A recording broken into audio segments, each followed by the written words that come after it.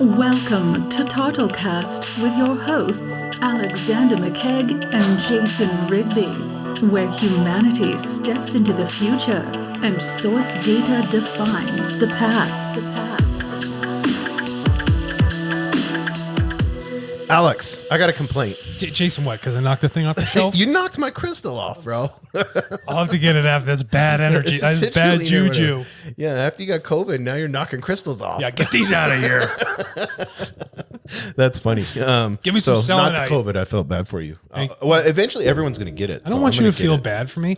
So, I was on a radio show the other day. Right. And they asked me a question. They had made a statement. And they asked my thoughts on it. They're like, I hope, we don't have any more pandemics like this in the future. I was like, let's think about something very obvious and logical. There's a set amount of space here on Earth. We keep pushing out babies. Yes, yeah. If you think about it, more people, less space, disease increases. Yes, always. Look at London back in the early days. Mm-hmm. Everyone's packing themselves in the city. Disease just everywhere. Aren't they having an issue right now with like COVID? Like something happened there, like where it I don't know. mutated or something? Well, I hope not. I don't want to get everybody's getting it again. I don't want to get it again. Yeah. No, but the point is, if you look at it, it's like just be cognizant of the very obvious fact that these are going to happen probably more often than you think. Oh yeah, I think. Yeah. I mean, we've had natural disasters. We've had plagues. We've just had this level of comfort for so long. There's just a lot of us. Mm-hmm.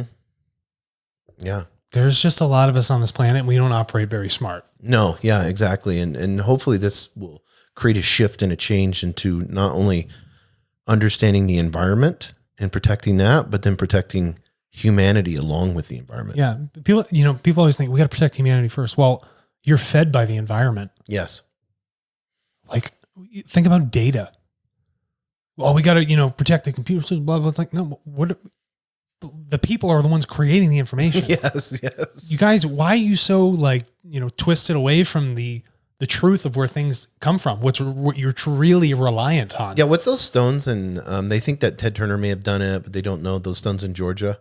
Oh, Georgia standing stones? And there's like the population should be, I forgot what they said. Was it 380 million or something? Somebody will correct us on that. Well, yeah. Here's the interesting part about this. There's only so much arable land. Mm-hmm. What that means is land that you can actually harvest on. Okay, so that means there's a set amount of people ingesting a set amount of food over a set amount of time from a set amount of land. The numbers are fixed. Well, don't we only have like 30, 40 years on soil? Yeah, that's exactly what I'm saying. We can fix that now. We overuse the soil with our farming because we're trying to produce more than what the ground, the nutrient base can actually support. Yes, we can get a higher yield for this many years, right, but we're destroying it for this many after the fact. Yeah, because I've listened to these regenerative farmers. And they're so interesting, dude. It's just so cool to see these guys come out and say they are the future. They're as important as scientists and everyone that's out there. People don't realize. I'd always said, like, if you're going to school, go to school to be a farmer.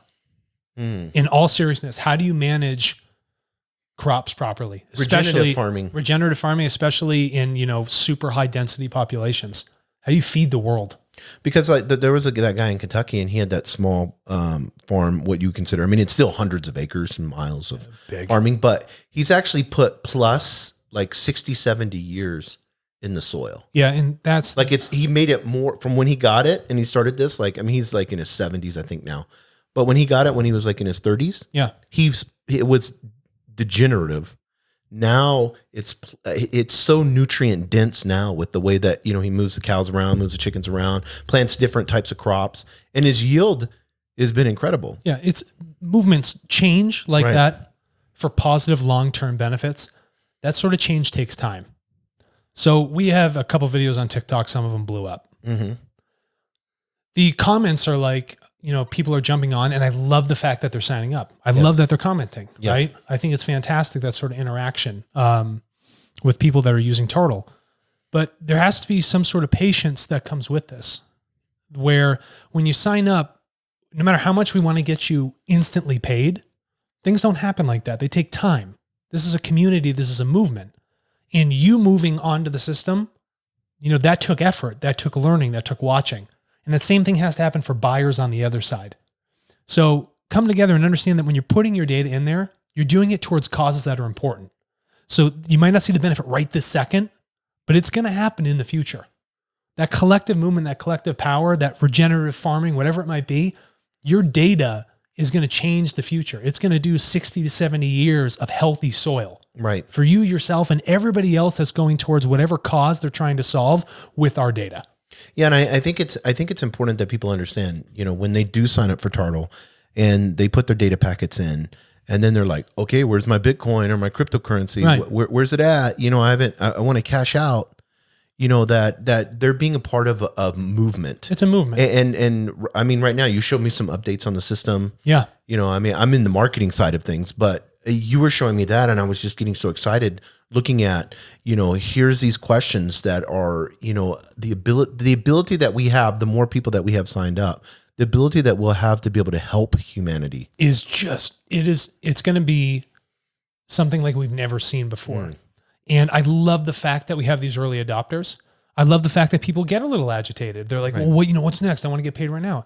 We all want instant gratification. We hear you. Right. We're doing these redesigns. We're working with data buyers. We're doing all these things. We ask for your patience in this community and this change and this effort, because it's all going to be worth it in the end. Yes. Yeah. And I think being an early adopter is just cool. It's always cool. And we have massive respect for people that are adopting this. Right. Massive, massive respect. You're doing a lot of good for yourself and the rest of the world when you sign up. No, I love that. And if anybody wants to be an early adopter, how quick and easy is it to sign up for TARTLE? It's so easy. We should actually probably make it a little bit more difficult, because I know you guys have been working on this for a while. We've been working on this, a lot of the onboarding, making sure people are educated when they're going through, like, what's next, where do I go, what do I click on, what does this mean? It's a guided process where we will handhold you through it. But to sign up, you go to tartle.co, TARTLE.co, and you're going to click on the button that says Get Started. In a very short amount of time, with your email address, you're going to get yourself signed up, and you can begin to populate that information towards causes that are really important. And the best part is you can get paid down the road later for it. No, I love that. And if you feel like it, donate that money back to that cause. Yeah, there will be causes on there and stuff like that Yeah. that you can donate it back to, or take a percentage of it and donate it to. Yeah, show us that full cycle approach. I mean, that's cool. That's what community is really about. That's truly sharing data. That's real perfect information. That's us really elevating the world. No, I love that. Well, thanks, Alex. I appreciate you clearing that up. If anyone has any questions, leave comments. Yeah. We love that. And again, I thank absolutely everybody, all the early adopters, all the comments, everyone for your patience. We hear you, and we know you're going to be super excited with the new changes that are coming. And sign up for TikTok. It's TikTok _ no, official. not TikTok _ official. Sorry. We are not TikTok. It's TARTLE _ official. We just took over TikTok. Yeah. That's awesome. Yeah. Owned. Yeah. #TARTLE. Yeah, very good. All right, everybody. Thank you.